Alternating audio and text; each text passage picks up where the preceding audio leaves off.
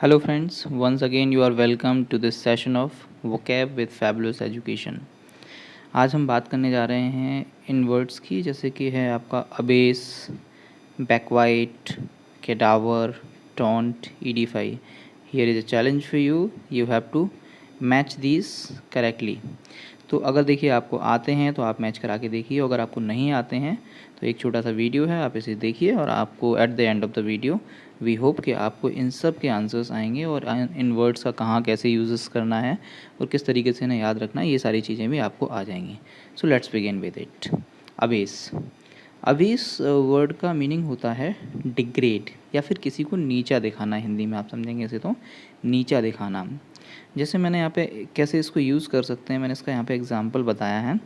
During elections politicians abyss each other in front of the public.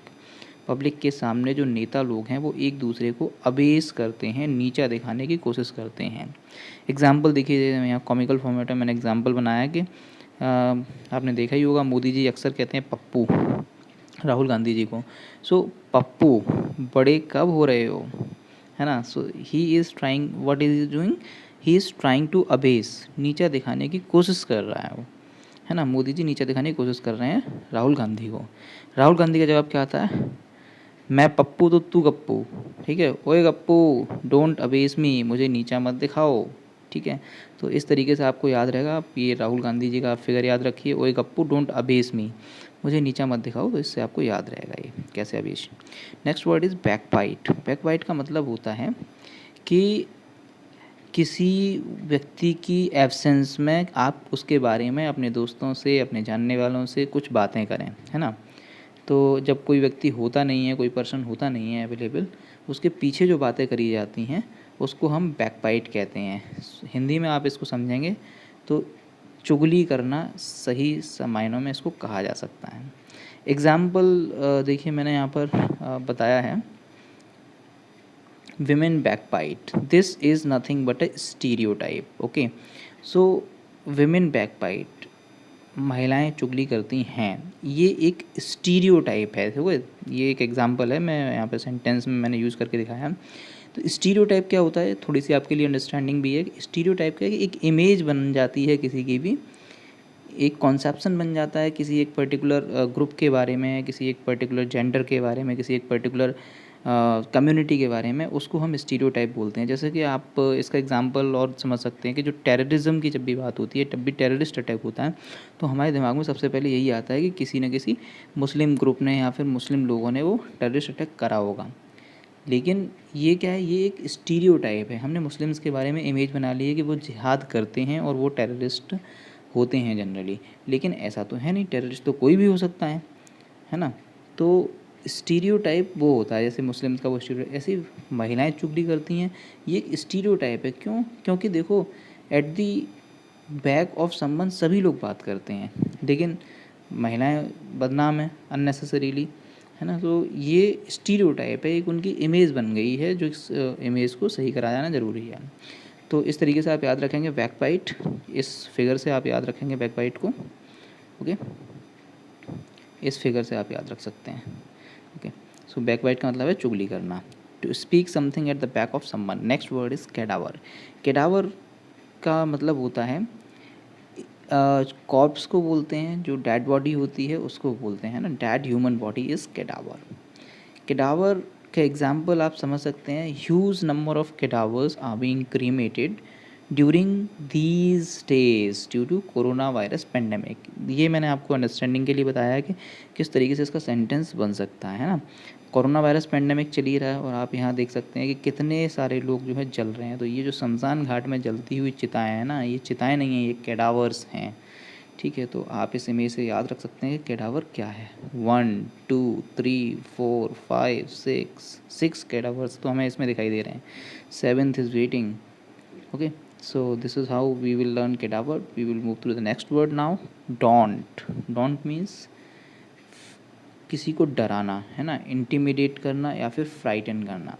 इसका example आप देख सकते हैं, approaching train did not taunt the hero.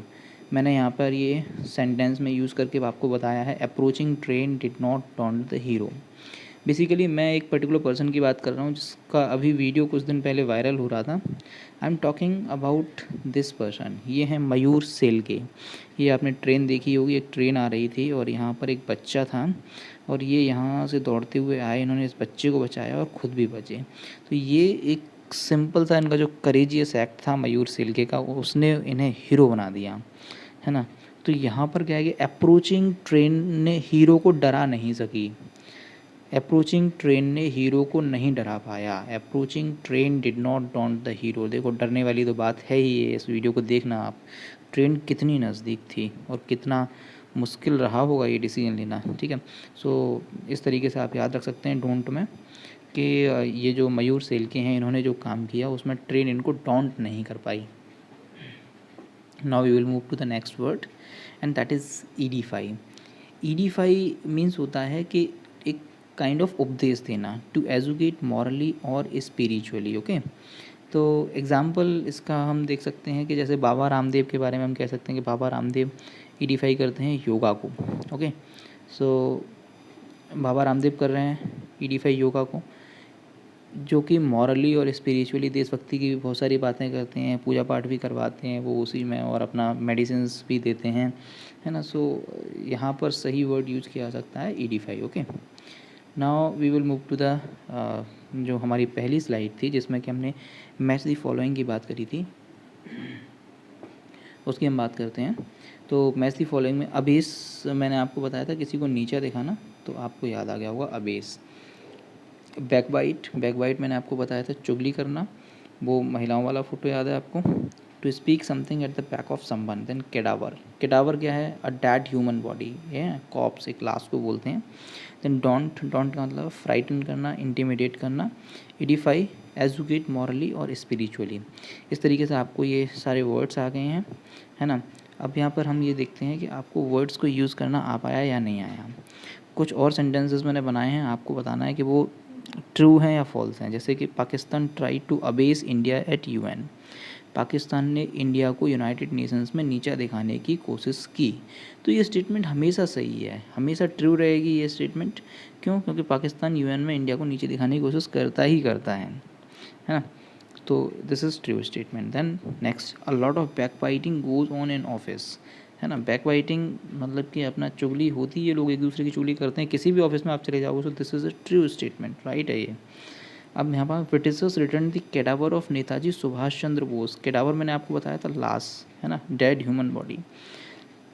तो क्या नेताजी सुभाष चंद्र बोस की जो डेड ह्यूमन बॉडी थी, डेड बॉडी थी, वो ब्रिटिशर्स ने लौटाई थी कैडावर? नहीं, ये स्टेटमेंट फॉल्स है, उन्होंने नहीं लौटाई थी क्योंकि इनकी डेड बॉडी मिली ही नहीं थी। कुछ पता ही नहीं चला था कि सुभाष चंद्र बोस का क्या हुआ। अगर आप हिस्ट्री पढ़ेंगे तो आपको पता चलेगा कि उनकी डेड बॉडी नहीं मिली थी। Next word is Mughals try to daunt Shivaji. Mughals ने शिवाजी को डराने की कोशिश करी थी। तो क्या ये स्टेटमेंट सही है? Obviously this is correct. भाई शिवाजी मुगलों के खिलाफ लड़ रहे थे, तो शिवाजी को डराने की वो तो कोशिश करेंगे ही करेंगे। So this statement is true in itself. हाँ, अगर ये कहा जाता कि क्या शिवाजी डर गए थे मुगल से, तो ये स्टेटमेंट गलत हो जाती, क्योंकि वो डरे तो नहीं थे, वो तो लगातार लड़ाई कर रहे थे। Then next is Karna edified Arjun in Mahabharata. Okay, Arjun को उपदेश कर्ण ने दिए थे महाभारत में। बताइए आप लोग, क्या ये स्टेटमेंट सही है? ये स्टेटमेंट सही नहीं है, क्योंकि जो अर्जुन को उपदेश दे रहे थे वो भगवान कृष्ण थे, कर्ण नहीं थे, है ना। तो कर्ण और अर्जुन तो एक दूसरे के दुश्मन थे, है ना, अलग अलग पक्षों से वो लड़ाई लड़ रहे थे। कृष्ण ने एडिफाई किया था अर्जुन को। So this is a false statement, okay. So this is how you have checked your learning. Thank you very much.